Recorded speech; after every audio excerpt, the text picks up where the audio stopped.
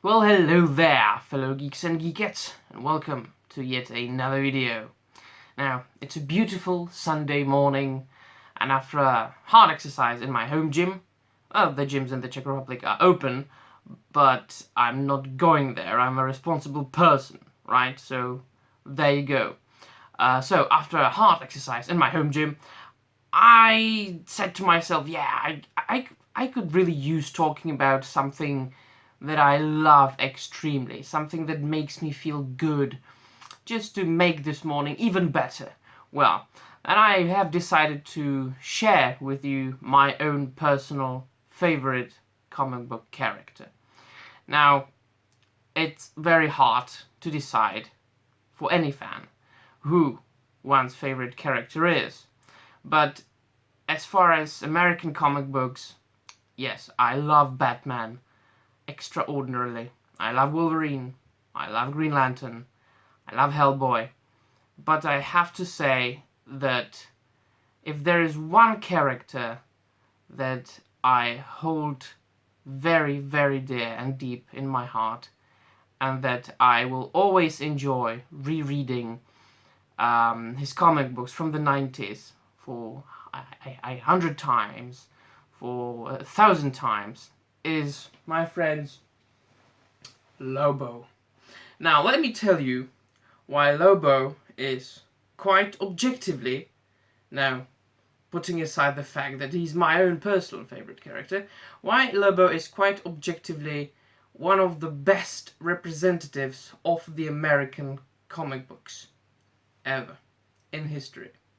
Now, first let me share with you a little history of Lobo. He was first introduced in Omega Man issue 3, I think it was, yes, from 1983, and he was introduced as a villain. Now, he appeared in a couple of issues, and then he disappeared for some time. The creators didn't really have any use for him until the beginning of the 1990s, where they remade Lobo into more of an anti-hero and a parody on the type of comic book heroes that were very popular at the time, and or started really to be popular at the time and have been popular until nowadays. And it's the dark and gritty, almost nearly mentally damaged characters who are constantly on the verge of depression, and they are their comic books and the atmosphere of the comic books is very, very dark and gothic, and so on and so forth, like Batman, Daredevil at the time, as written by Frank Miller at the end of the 1980s, Moon Knight, and it was like I don't know, Blade and characters like that. So he was a parody on that, but he instantly became popular in the 1990s, just simply because he's such fun. Now, Lobo comic books are pure and clear escapism. The comic books are full of action, and they really don't very often contain any metaphysical, philosophical thoughts that would make you think for hundreds of hours about the existence of the universe, such as most of the comic books Grant Morrison writes, or what Scott Snyder is trying to do. It was simply comic books about an alien bounty hunter. He is from Czarnia.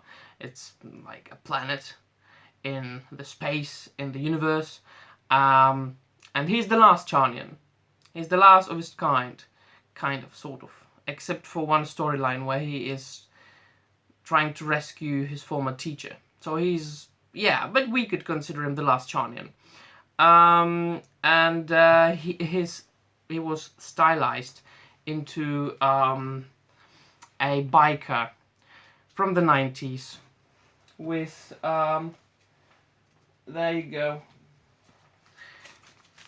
look at that, a a biker from the 90s with dreads and a handlebar mustache. Very, very muscled, very muscular, very masculine. A character who drives around his space motorbike with his space bulldog. I'm just trying to find a... Well, I've got an issue with the bulldog on the cover, I will show you later. With his space bulldog, and for money, for credits, he hunts down, well, whoever is on his agenda.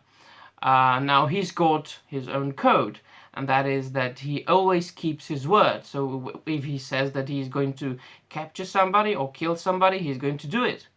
If he makes a deal with somebody, he has to fulfill the deal, always, under any circumstances. So, you know, he isn't just any crooked bounty hunter, but he's got his own code.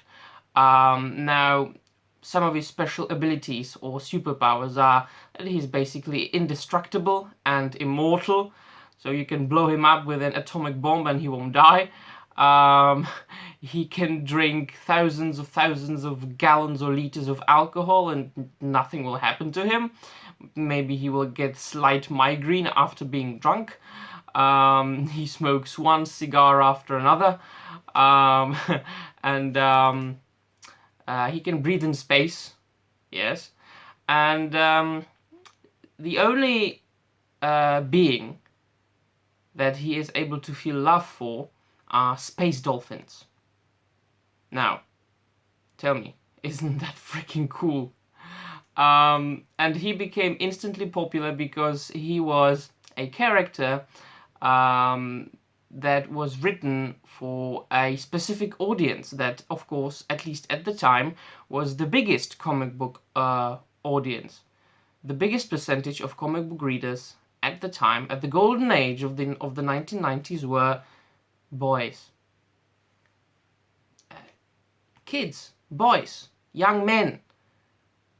And I believe, it is my strong belief, that it has always been like that. The biggest percentage of comic book readers are men. Nowadays it's a bit different. Nowadays it's slightly older men than teenagers or kids. It's people like me and older. But at the time, kids, young boys, still read comic books, right? And boys need some masculine idols. Boys need some, you know, somebody masculine to read about. A strong, independent man, right? I will tell you right now that a small boy will not identify with a strong and independent Captain Marvel as a female these days. Or maybe yes, but certainly not with a type of character of the, what is it called, the bullcrap that DC Comics is publishing nowadays, like Gotham High or something like that. Let me tell you, young boys will not identify with any of these characters. And I do seriously doubt that many girls will identify with any of these characters in the modern comic books. So I'm not really sure for whom the writers write comic books nowadays, but it's certainly not for me. This is for me. This is a representation of a true American comic book because it's fun. It is meant to entertain. Simple as that. It is meant to entertain a huge percentage of comic book readers, so that the comic book publishers can make money, so that the comic book creators could also make money, but also express their creativity, and so the huge comic book audience can enjoy themselves, escape reality, and have fun. As simple as that. And that's Lobo, in a nutshell. Now, he was mostly written and drawn by people such as Alan Grant and Keith Giffen, but my all-time favorite Lobo artist is Simon Bisley, who coincidentally worked on this miniseries, Lobo's Back, where he is ironically transformed into a female. Now, it was the 1990s, right? So, there were still some normal people in the world, which means that the comic books included humor that was actually humorous and funny. Yes, there was, already in the 90s, in the 80s, there was some sort of amount of political correctness, but it certainly wasn't as horrific, as brutal as it is nowadays. Nowadays, you can't say anything. You can't do anything, because you will be called ists and all the other things like that. Certainly not if you are a white man. I am the devil these days. I'm sorry. I'm telling the truth. My own personal experience. But at the time, you could still write very good jokes. And sometimes even not that politically correct jokes, which in the end are jokes. It's a fucking joke. So take it as a joke. Joke is meant to make people laugh. And a huge majority of jokes are based on offending somebody or making fun of something or somebody, right? The best jokes offend, or seem to offend, but they should entertain, if you know what I mean. If you want to tell a good joke without offending anything or anybody, that joke has no chance of being any good. I haven't heard any new jokes in years, right? So that's it. Now, Lobo has always been popular in the Czech Republic, my own country, right? Or since he got here, with a delay, of course. I believe it was in the end of the 1990s. Actually, I could tell you with more or less of a certainty, because I've got some Czech comic book printings of Lobo.